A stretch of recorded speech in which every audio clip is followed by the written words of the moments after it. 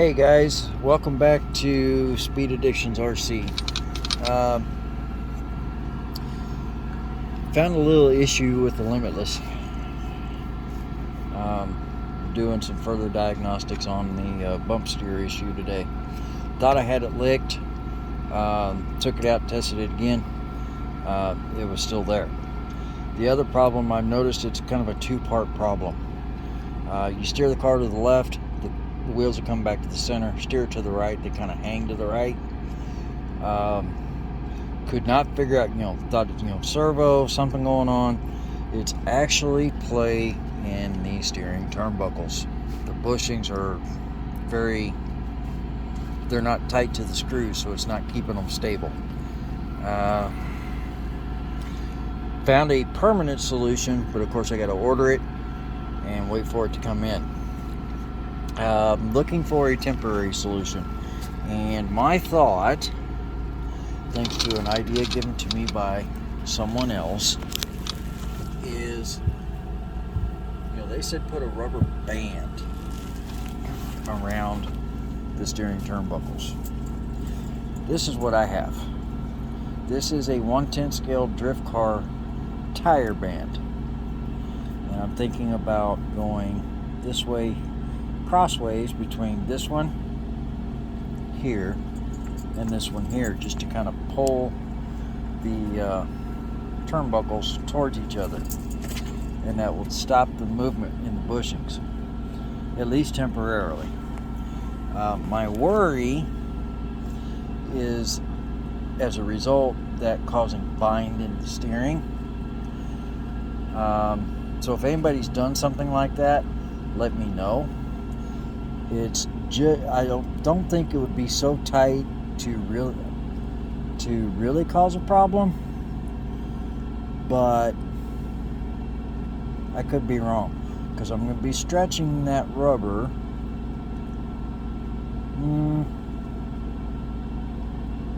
about 3/8 of an inch to fit around. Basically just pull these two screws out, pull the bottom screws, slide them out, slip them, stretch it, and then stretch it to put the screws back in. But it would stop the movement left to right of this turnbuckle, and as well as the steering, the servo saver. I'm noticing play in both of them. The permanent fix, hot racing makes the steering turnbuckles and servo saver with bearings instead of bushings. Scorched obviously makes a set that is a servo saver eliminator, but does not come with bearings. You can either use the stock bushings or get bearings separate.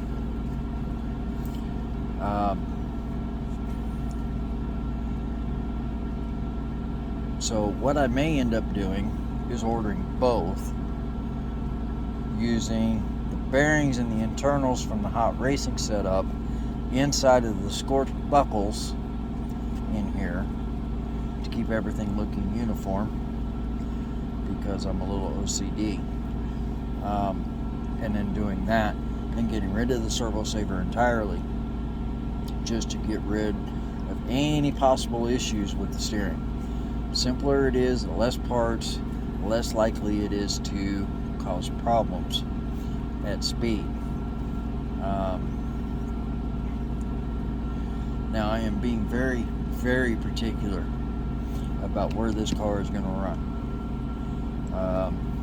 It will not come out of the rack unless I have an absolutely perfect, ideal spot to run it. This thing has a capability of going so fast that any irregularity in the surface that it's running on could be disastrous. To me, to the car, or to somebody else. Most people look at these as toys. This is not a toy. This is a lethal frickin' weapon if something goes wrong.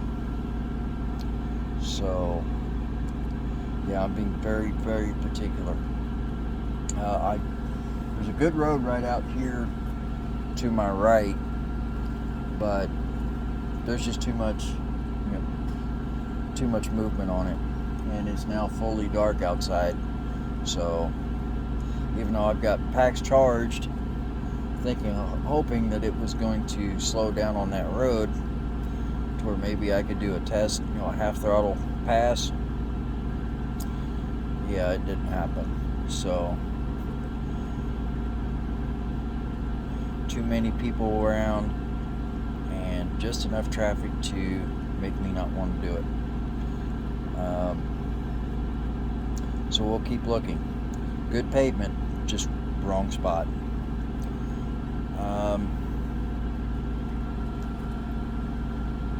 Plus, like I said, I gotta do the turnbuckle fix.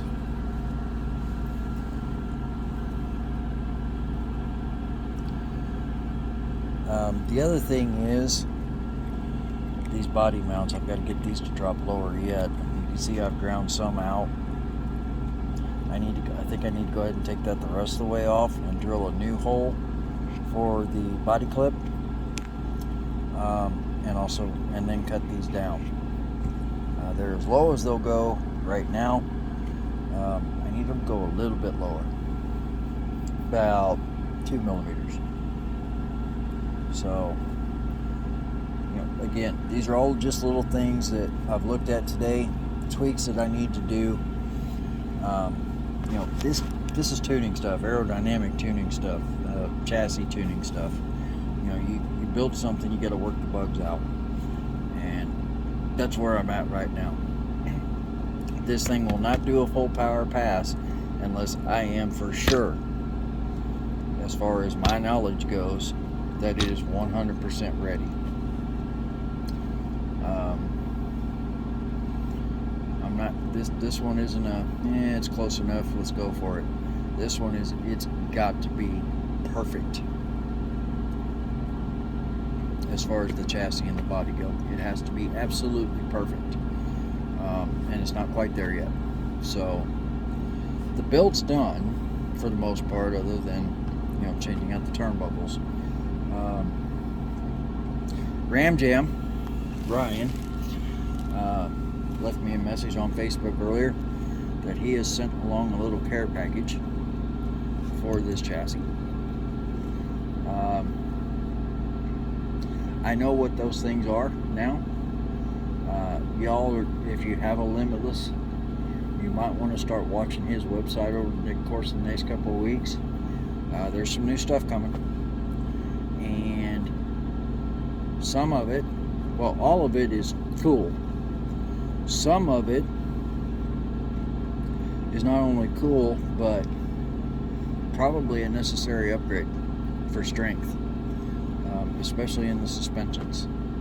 So, not talking suspension arms or anything major like that. We're talking, smaller stuff that's related to the suspension. So keep an eye on that. If he gives me permission to do a video on it, I will do a video on it.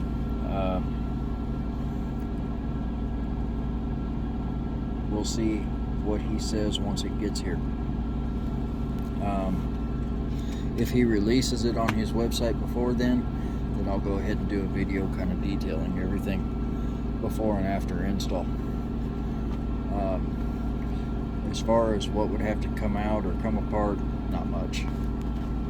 Everything that he sent along should be fairly easy to change out without having to take the whole car apart. So the only thing I might have to do is remove the front body mount and support, and possibly the front splitter.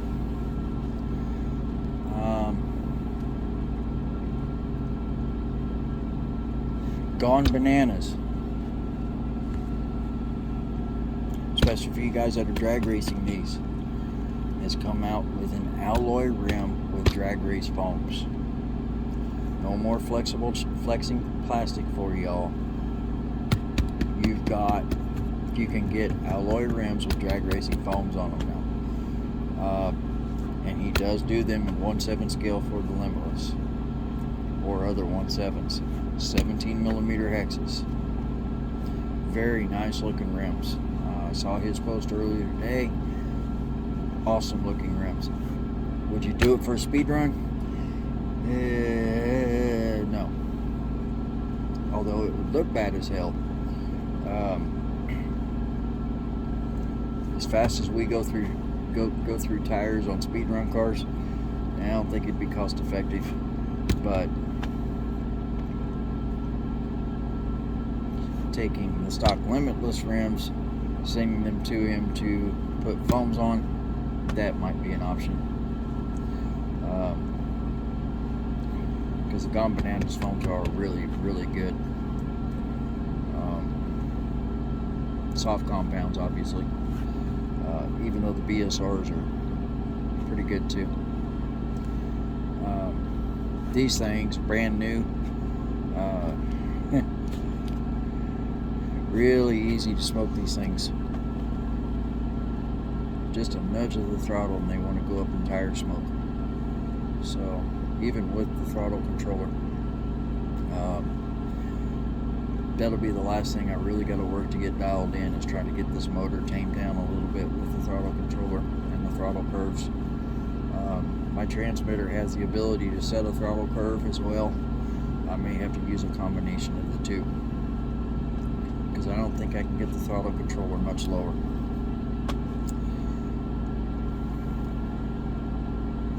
So we'll do it with the transmitter throttle curve to finish it off, I think. Alright guys, well that's the Limitless update. I know Tomley RC is getting ready to do a Limitless build as well. Mr. Tomley, if you see this,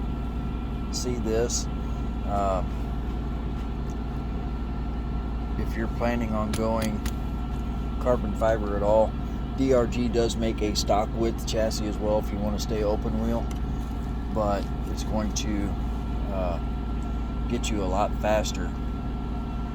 You go into carbon fiber than it is to maintain the stock chassis. You're going to shed some weight, which equals more top speed. The scorched suspension mounts at the rear, also a must to tune that rear toe.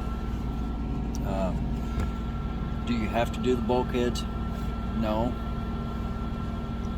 But if you really want to be able to tune your diff mesh, yes. You got a lot more room for shimming in the scorched bulkheads than you do stock. The other problem is that the diff pinion gear in the stock, they get pretty warm. I have seen guys milk the stock bulkheads at the diff pinion gear. The scorched comes with a much bigger pinion bearing, and of course it's alloy, so it's going to dissipate the heat a lot better. And hopefully you won't lose your, shell your bearings out. But on top of that, the bearings aren't going to twist in the bulkhead.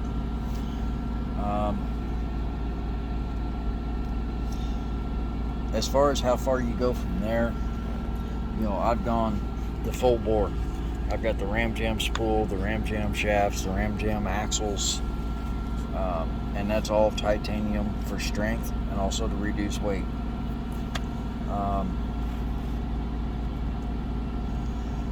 Do you have to go that far? Depends on what power you're going to run.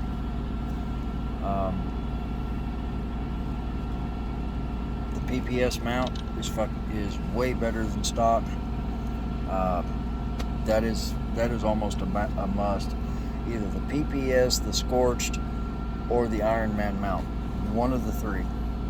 Even if you're running stock electronics and going for speed, you still want to do that mount. It's just way better, way stronger. And like this one is tied into the top brace. It definitely stabilizes that motor. So that's a must upgrade. Beyond that, and the suspension mounts in the rear,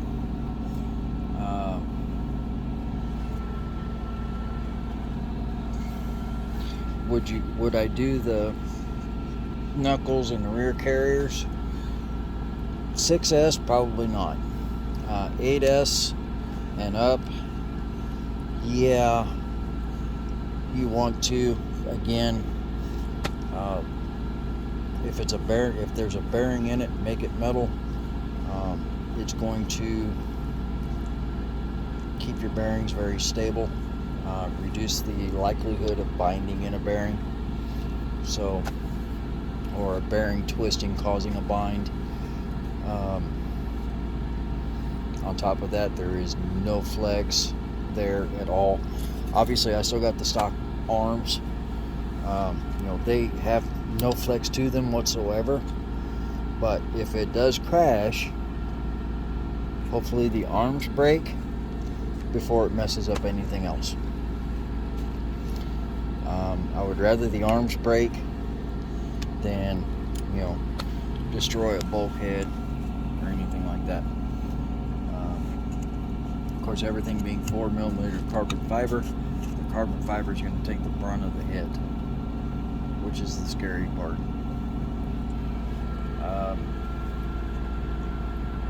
Stock wing, yeah, you're going to want to get rid of that. Do the carbon, if you're keeping it open wheel, do the carbon fiber inserts for the front wing. Get rid of the stock inserts. Mainly, it's not just for looks, it's the stiffer the insert, the more benefit you're going to get from the wing, because it's not just going to sit there and vibrate in the wind. It's actually going to do something.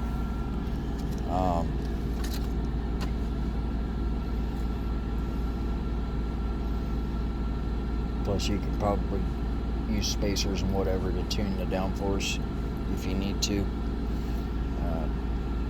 Be a lot simpler that way.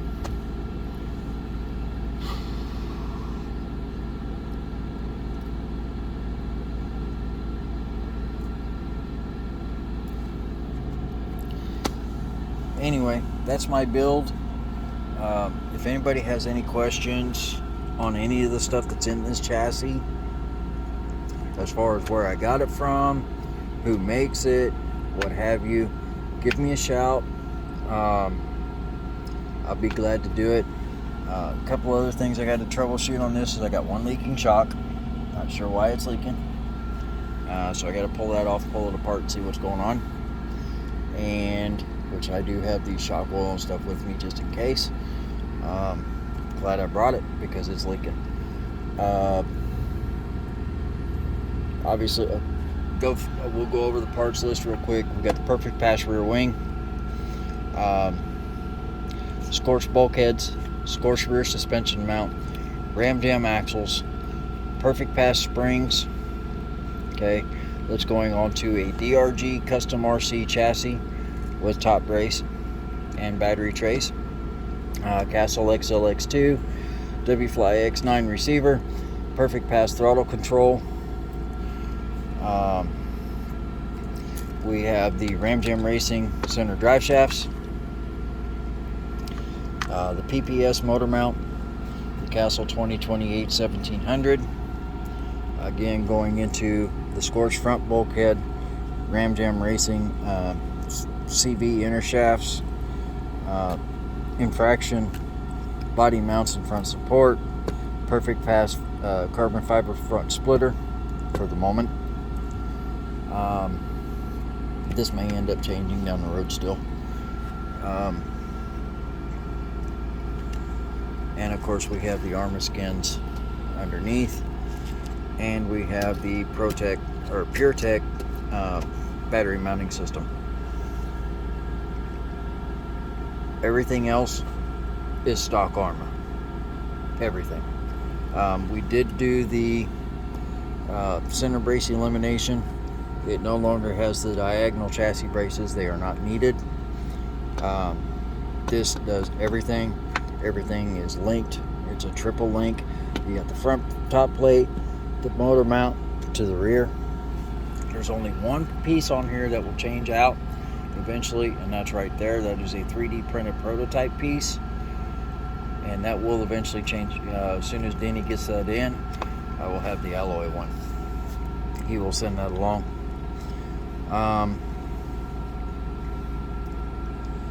The only things that need to change, the turnbuckles,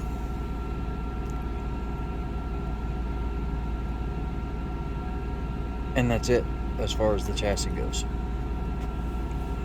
Now there are some other things that are going to change. I talked about that earlier. Ramdam sending some new stuff that he's coming out with for me to put on here, just to finish things out.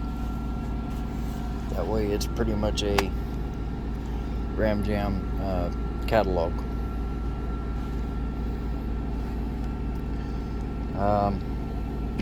Obviously we got Ram Jam wheel nuts on the stock hubs. We got the scorched rear carriers, front knuckles, Ram Jam pillow balls.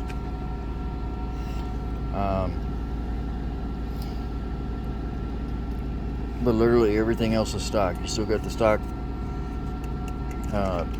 front splitter support. We got perfect pass shock towers. The stock bottom plate underneath the front splitter. We got the stock rear diffuser with the DRG Custom RC diffuser supports, as well as the inserts. That's the build. Onyx back packs is what it'll be running on, and of course QS8 connectors throughout.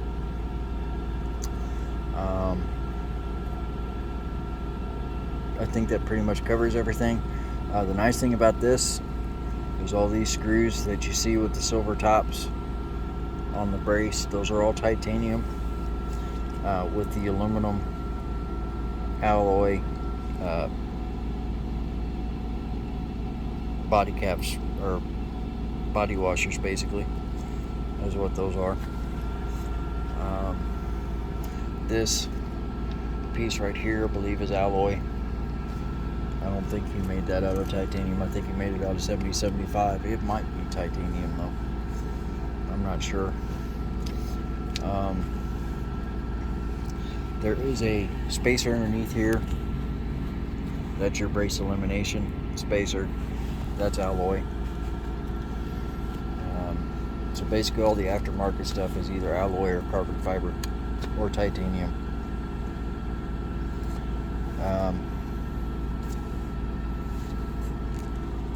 Built for speed. And I love how smooth that motor is. Even without the center wire hooked up, it's a very smooth motor. And I think hooking that center wire up may also help tame down the launch a little bit.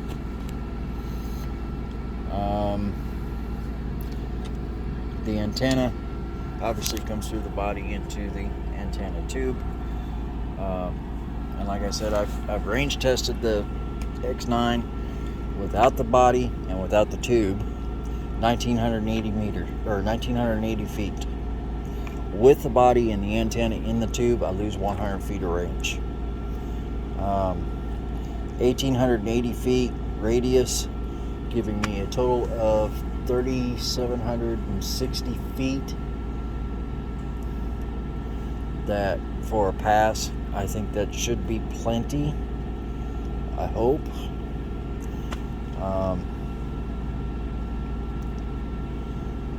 If not, something's wrong.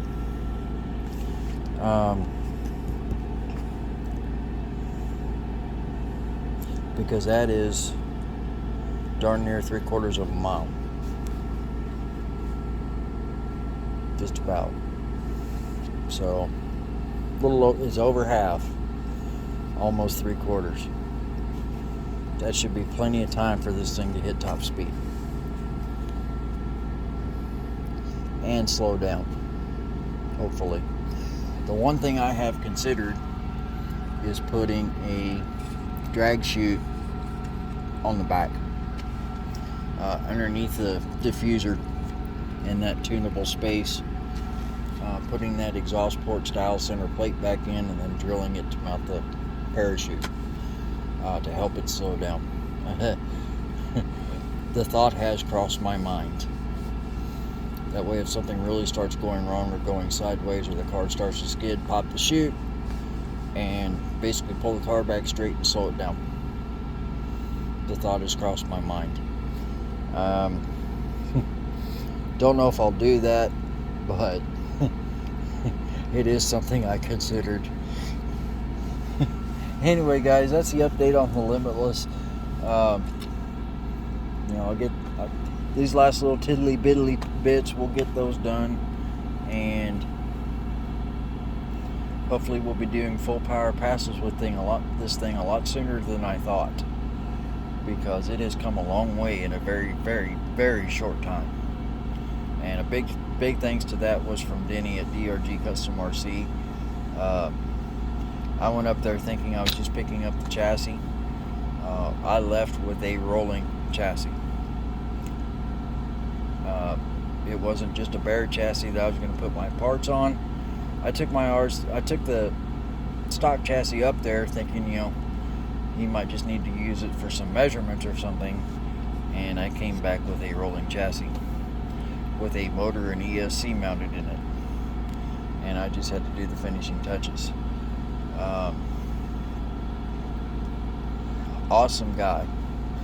If y'all ever get a chance to meet him or visit his shop,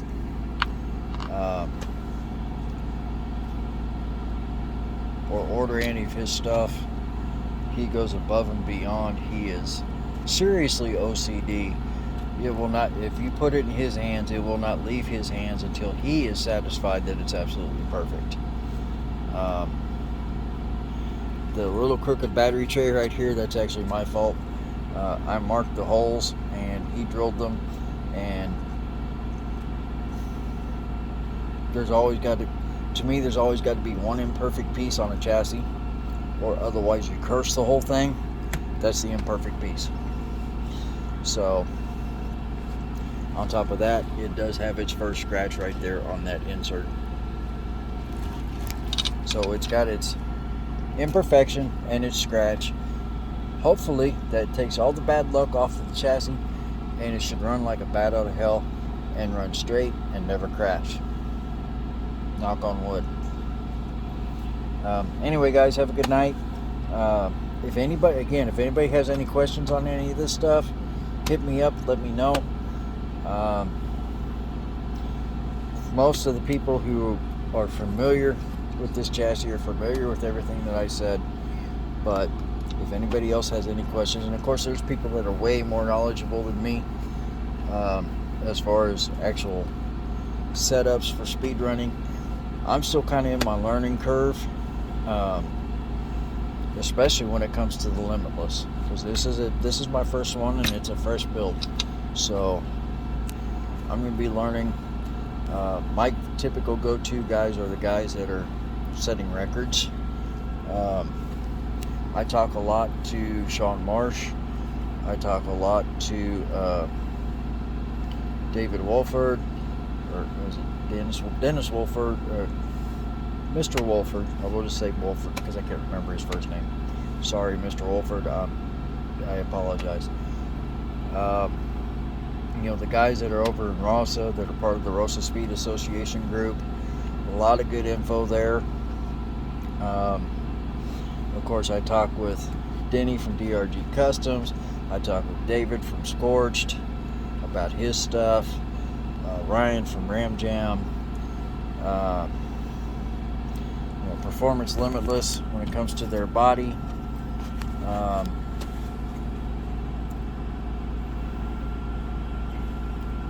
Big shout out to them, because this is a slick aerodynamic body. It should really cut through the air.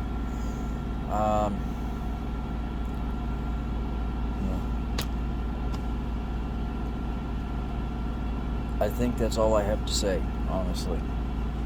So y'all have a good night. As soon as I get some more information or have further updates or even a past video, hopefully, I'll get those posted.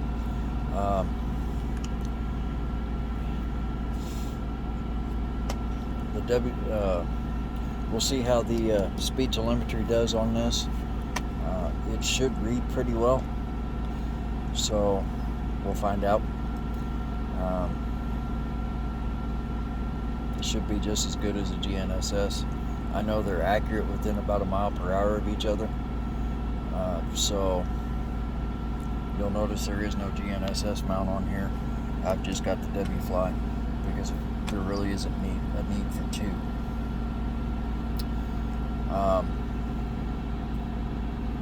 Anyway, guys, have a good night. Talk to y'all later.